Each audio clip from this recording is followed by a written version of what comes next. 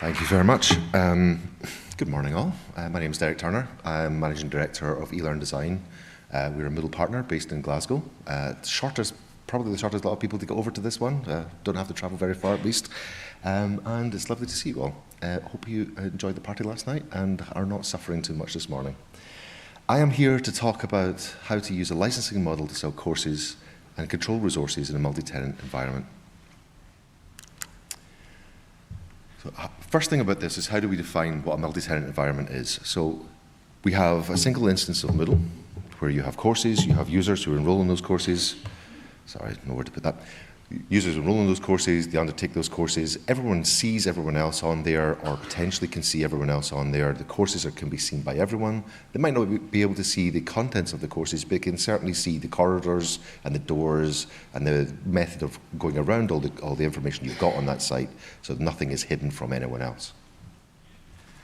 In a multi-tenant environment, that doesn't really work because you want to define collections of courses and collections of users who will be able to see some of the resources and some of the users in a way that the other tenants don't see them, and their experience, it remains the same as though this whole site belongs to just them with their own branding, their own management structure, their own sets of users and courses, as I say.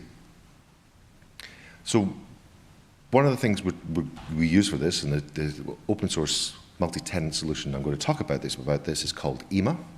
EMA has been around since 2010 when we started developing it. The primary focus and reason for developing EMA was we had clients who were training companies who wanted to sell single courses to their clients without their clients realizing that everyone was all on the same system. And what that meant is that there was only a single course to look after, so management for courses was easy. Branding was different for the users, so their tenants could have their own experience on this. The training company was usually small. They had maybe 12, 25 people working for them, but the clients they were servicing were huge, or could be huge, maybe several thousand people on there. So there was a requirement also for devolved management of tasks like creating users, enrollments, reporting, and all the things that go around the parts of compliance or anything else that their tenants might want from this sets of courses or sets of this system, sorry. One of the main things that came from that is they wanted to have a way of being able to control how those tenants and those managers arranged access onto those courses for their users. Because if you had like a manual enrollment-based system and you were selling this course to your clients, then there was a potential that all 2,000 of their users would be enrolled in that course. And then how do you make your money from that? I mean, it's great if they've come to you and said, hey, Derick, listen, I want you to build me a course on this. I will pay you £20,000 and I want all of my staff to have access to that. That's fabulous. So a manual enrollment, it would work for that model. The manager can say, here's all my staff, I'll put them on there. We've already given you basically a lifetime license to access this course. But if they're paying £100 each for access for each of the users, how do I make sure that I get that money from them and the people who are accessing that course are not taking advantage of this? So I'm putting controls and stuff in place to put this in. I should say, EMA is entirely open source. It is Moodle in my eyes. It is basically a set of plugins which have been built on top of Moodle. It's freely available in GitHub. You can go download it. It is free, like Moodle is. There is no licensing model, as in a licensing model for you to use the software. It is absolutely open source and available for you. It comes as a full package because there are some core code changes to allow this multi-tenancy part to work. So, as I said, licenses are there to provide the site owner with a controlled and devolved and defined way of allowing access to courses, enrollment on courses to their clients.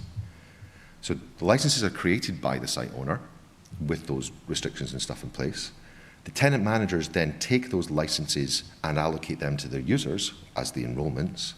And the licenses are defined on things of which courses can be used or can be enrolled onto, how long the user has access to the course for, how many courses can be allocated to users, what courses when you can allocate those courses from or to, or what happens when the license runs out. So much like Moodle is a hominin, as one of my colleagues likes to say, licensing is also a hominin because you create a license for the tenant. That license is then handed out as a license to the user, and then that user has a license enrollment to access the course. So the word license is used in many different places, in many different ways, but it describes the whole kind of structure around about what and how this happens. There are three main types of license. There's a standard license, which is the most flexible type. I used to describe it as the old EULA license you would have for software. So you have your pack of software that was put in cellophane pack with your manual and so on. You could pass that around, and until you opened it up and installed that would be, the license wouldn't be used. You can pass it back and forth. So it's for one or more courses. Those courses can be assigned, and as a course is assigned to a user, that license is allocated. When that user enrolls on that course, when that user enrolls on that course, that license is then used, and that course can be, you allocate that course to that user, that license can also be used at the same time. So you can use it to do things like mimic manual enrollment, or it's a potential enrollment into a course. It has a start date, an end date, and a duration. It also optionally has a cutoff date. You can also optionally set it to clear when the license expires, but it's there to be assigned by a manager. You can have it, as I say, to be an instant access enrollment type or an enroll later, and it can be reassigned if that has not been used. So as an example of this, to kind of work out what those features are, if you think of it like, we use donuts a lot. I used to use beer, but then I was told that's possibly not as politically correct as it should be, but so we use donuts. You're a manager and you bring a big box of mixed donuts into the office, and you then sit and say to your staff, come down and get some donuts off me, and you hand those donuts out to your staff. Now those donuts could be wrapped or unwrapped, depending on what type of donut, how you get them from the package. The box of donuts is the license that's been created by the site owner, by yourselves. The manager who's handing them out, so that describes the courses that are available and potential to be given to the users. The number of donuts in that box is the number of licenses you have. As you hand them out, you'll have a sell-by date on that box. Otherwise, the donuts are not good after that. So the length of time that license is valid for. When you take that box, you take that donut and you take it back to your desk, it's going to go stale after a while. It's going to lose its flavour. So that's the length of time you have your enrolment in the course for. But if it's individually wrapped, it's going to stay fresher longer, so you can take it back from someone and give it to somebody else. I don't like that flavour. I don't want chocolate. I want jam. But if you get given one that's unwrapped, you don't want somebody's half-eaten donut. So you need to get another donut from the box to pass them out. So again, the owner of the site, you're ensuring that nobody is taking these courses, enrolling people onto them, and then giving them access to pass them around when they shouldn't have. You want to make money off of this, and that's the whole point of this. Other type of this, very similar to standard licenses, it's a blanket license. And instead of the manager having control and passing this out to the staff, they say, hey, I've left a box of donuts on the desk, go help yourself. So this is very similar to a kind of self-enrollment model, but again, you're putting those constrictors in place. So you have single course, a single license enrolled, there's a start date for that, there's an end date and an enrollment duration, again, there's a cutoff date, there's a clear and expire, and then the user can self-assign, or a manager can go around and say, hey, I kept you one, this is for you. Cutoff date, so if you're able to give licenses out to courses from the 1st of September this year to the 1st of September next year, and the user has access to the course for 180 days, it means that on, I don't get the right date yet, on the, say, like the 30th of August, I could give you access to a course, and you'll have access to that course for 180 days. The enrollment still will last for the length of time you define in the license, but you may not want that as the person who is giving this out and controlling how your clients are accessing the course. So you can set an end date on this that says, at this point, it's a hard stop, you no longer have access to the course.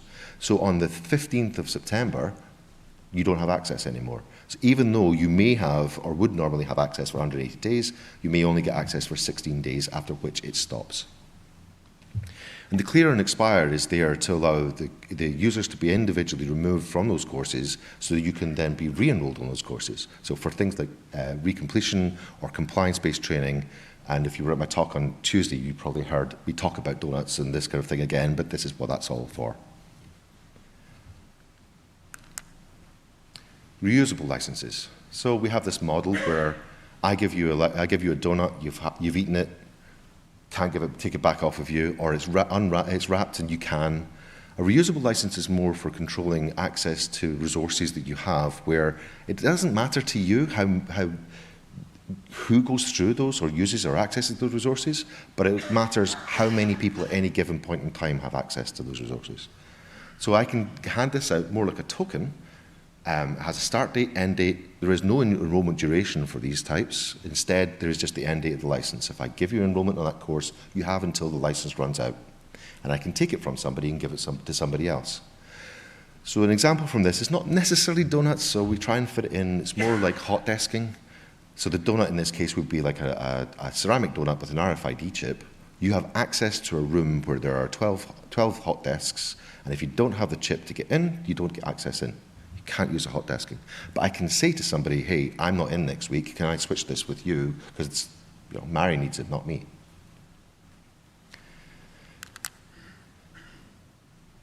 So what we end up is, with licenses in this model, your training company has created this structure of how their clients can provide enrollments to their users, to your courses, in a controlled way.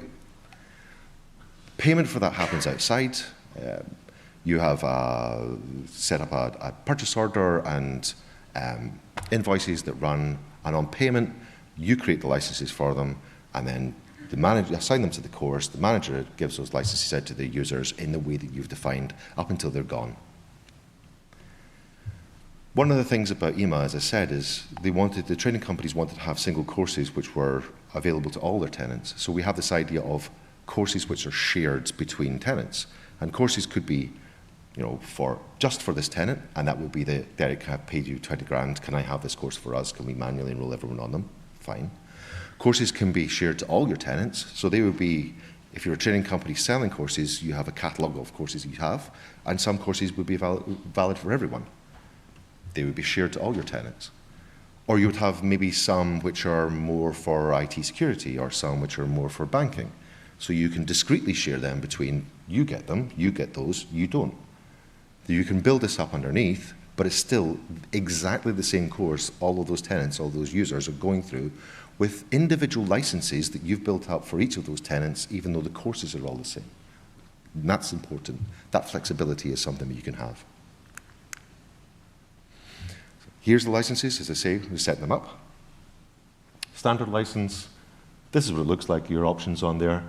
One of the things I haven't mentioned is program of courses.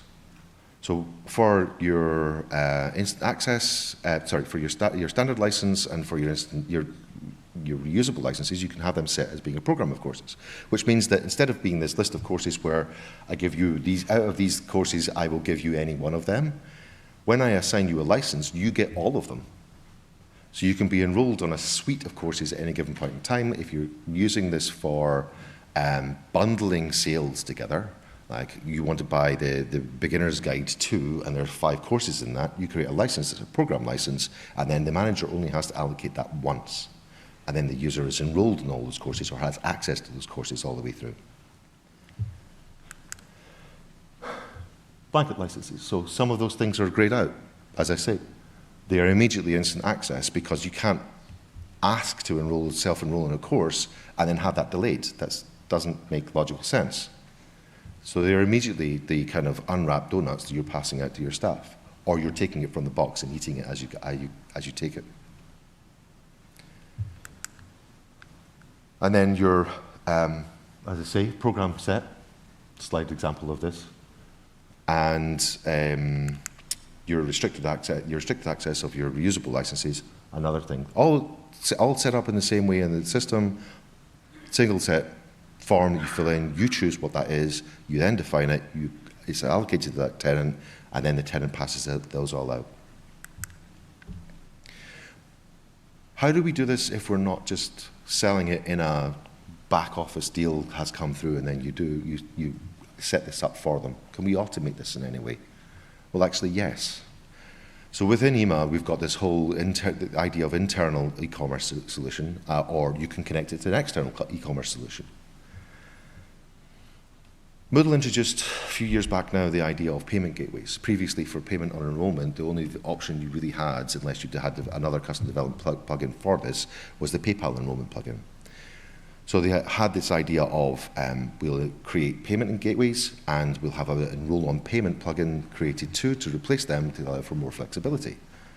And we were able to then leverage this and say, well, if we've got a method of collecting payments through core Moodle, then we can use that within our e-commerce solution to say, let's allow users to buy licenses through those payment gateways that already exist.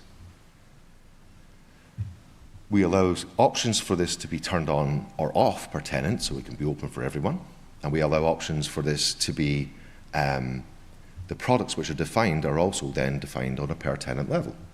So different tenants have access to different courses, again, in the same way of like these IT courses are only for IT companies, and these financial courses are only for financial companies, but the generic courses go to everyone. So you can create different products on a tenant level, which also means that you can have different pricing on a tenant level. Your preferred tenants, they get cheaper courses. You can have another tenant that's just for drive-by users who sign up to your site and say, I just want to buy a single license to access a course for this one thing and then not come back. How do we add a product? So in the EMA dashboard, there's a section, as you saw on the last page, for products and looking at your orders and so on. A product is simply, in our eyes, licenses to access a course. So you give it a name, you give it a description, a short description as is seen by the user, you give it a full description that they would see when they go into the page for the product. And this is usually the standard Moodle WYSIWYG editor, so you can have images and graphics and video and whatever you want in there. Although having lots of high graphics on the kind of summary pages is probably not a good idea, but it might be a good idea to have it in the page when you view more information.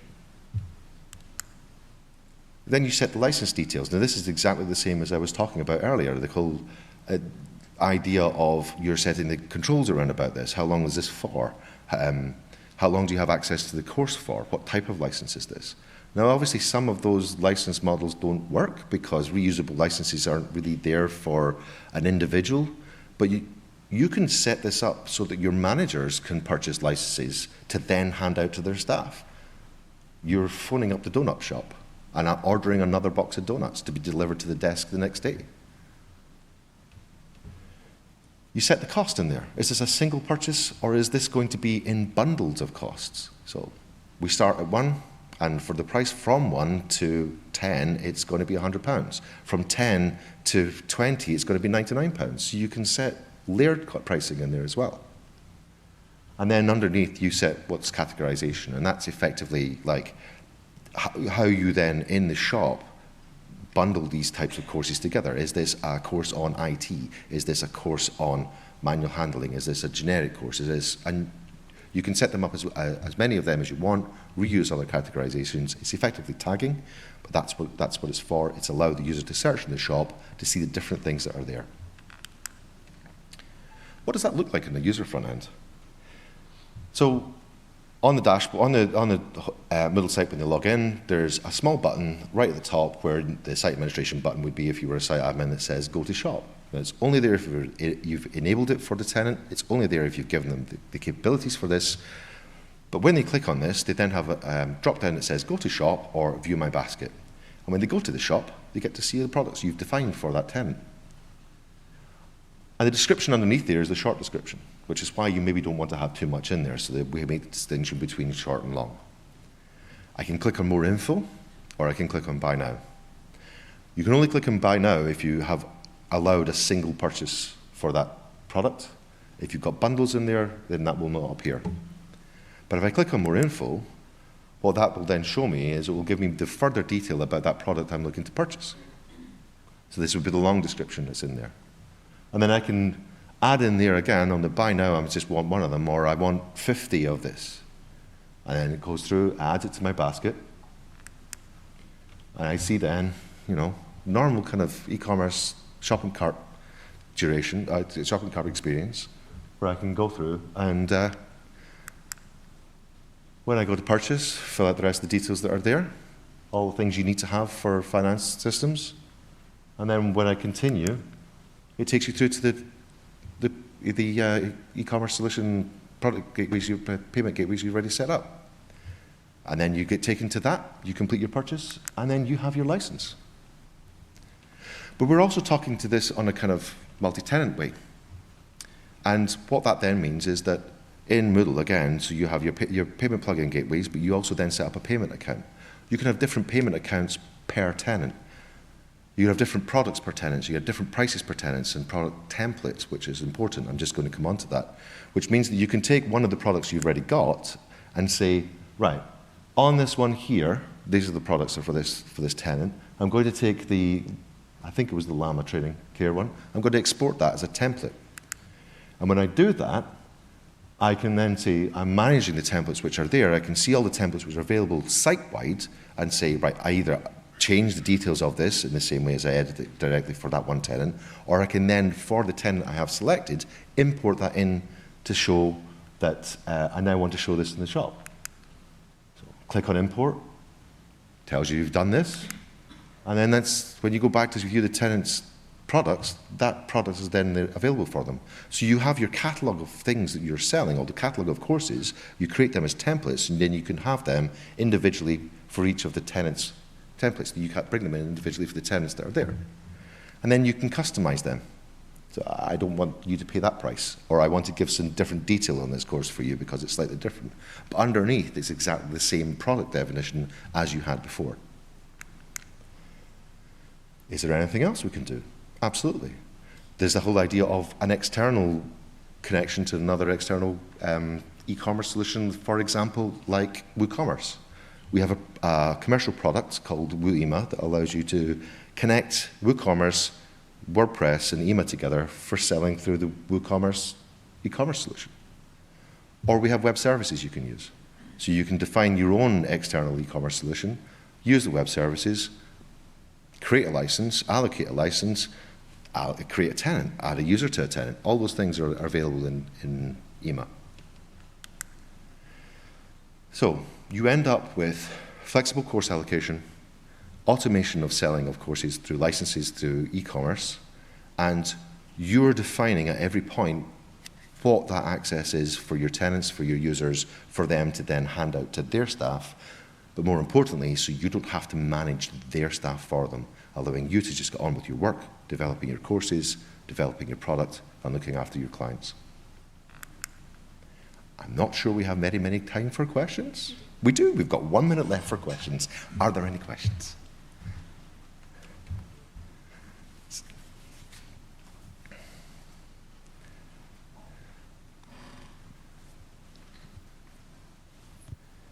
Thank you.